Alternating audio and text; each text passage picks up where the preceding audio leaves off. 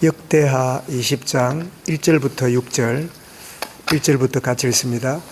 그 후에 모압 자손과 암몬 자손들이 마온 사람들과 함께 여호사밧을 치고자 한지라. 어떤 사람이 와서 여호사밧에게 전하여 이르되 큰 무리가 바다 저쪽 아람에서 왕을 치러 오는데 이제 하사 손 다말 곧 엔게디에 있나이다 하니 여호사밧이 두려워하여 여호와께로 낯을 향하여 간구하고 온 유다 백성에게 금식하라 공포하며 유다 사람이 여호와께 도우심을 구하려 하여 유다 모든 성읍에서 모여와서 여호와께 간구하더라. 여호사밧이 여호와의 전 셋들 앞에서 유다와 예루살렘의 회중 앞에 서서 이르되 우리 조상들의 하나님 여호와여, 주는 하늘에서 하나님이 아니시나이까? 이방 사람들의 모든 나라를 다스리지 아니하시나이까? 주의 손에 권세와 능력이 있사오니 능히 주와 맞설 자 사람이 없나이다. 아멘. 찬양으로 승리한 여호사밧 왕이라는 제목으로 말씀을 드리겠습니다.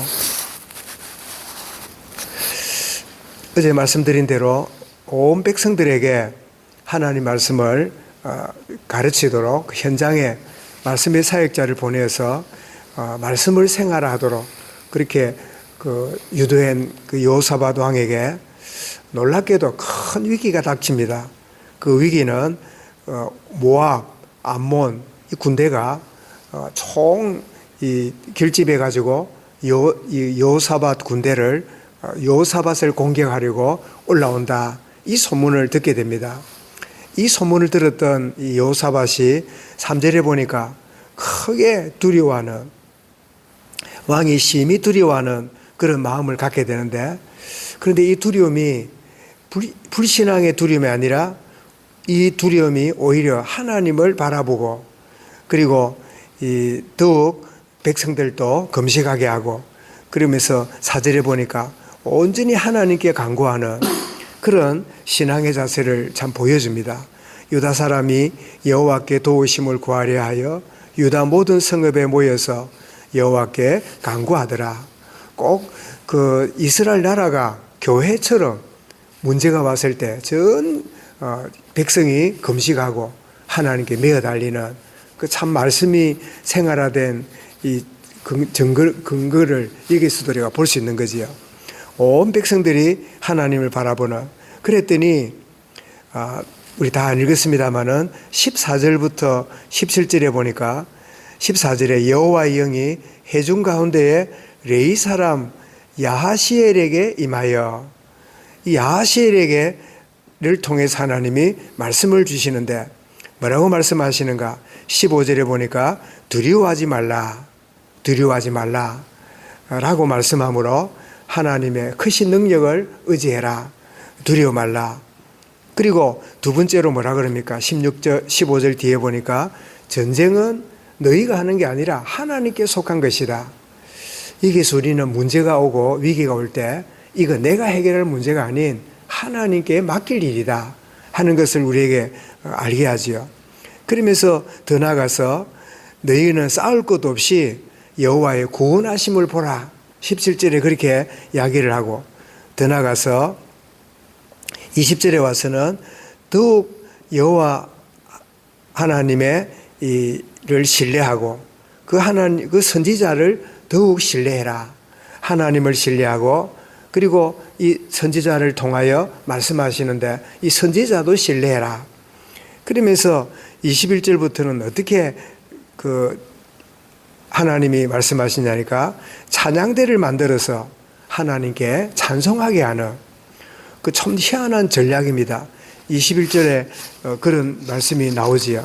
여호사밧이 21절에 보니까 백성과 더불어 의논하고 노래하는 자를 택하여 거룩한 내복을 입히고 군대 앞에 생전하며 여호와를 찬송하여 이르기를 여호와께 감사하세 그의 인자하심이 영원하도다 하게 하였더니, 온 백성들이 찬양대를 조직해 가지고 싸울 일이 아니라 하나님이 하시는 일을 우리가 보고 미리 찬양하고 확신하고 이렇게 나가자.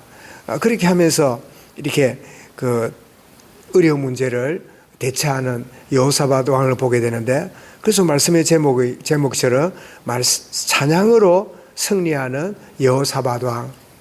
이 찬양을 하기 때문에 승리했단 말이 아니라 그 찬양은 신앙의 고백이지요. 그 중심에 있는 신앙의 참된 표현이 찬양으로 드러나게 되고, 그 찬양은 기도보다 한 단계 더 높은 것은 진짜 기도가 응답되어지고 기도의 응답에 확신이 왔기 때문에 찬양이 나오는, 그 찬양은 참 하나님과의 영적 교통과 교제가 깊어지게 될 때 찬양이 나오지요.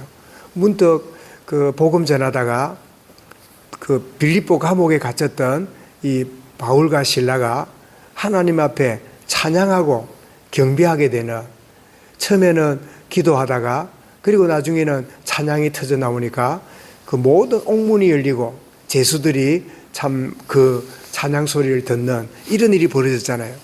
그래서 참 이 여호사밧 왕은 찾아온 문제와 위기가 낭패하고 낙심하는 때가 아니라 하나님을 더 신뢰하는 기회로 삼는, 정말 믿음의 사람, 영의 사람들은 문제와 위기와 한계와 낭패가 하나님을 더 신뢰하는 기회로 잡는, 이것이 성경 전체에 나온 하나님의 사람들의 특징이고, 그리고 교회 역사 속에 시대마다 큰 위기와 문제가 왔을 때마다 낙심하고 좌절하지 아니하고 더욱 하나님을 신뢰하고 더욱 하나님을 의지하는, 우리 아는 대로 이 미국이 그 영국과 싸워서 독립전쟁을 하고 나서 나라를 이제 독립하고 나서 그 내전이 일어나잖아요.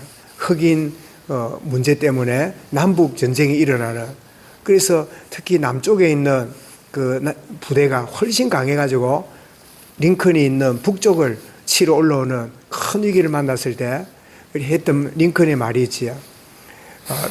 그 밑에 있는 신하들이 각각 하나님께 참 기도하면서 하나님이 우리를 도우시도록, 하나님이 우리 편이 되도록 기도합시다. 그렇게 했을 때 링컨이 한 말이 있지요. 그래, 우리 함께 기도하세.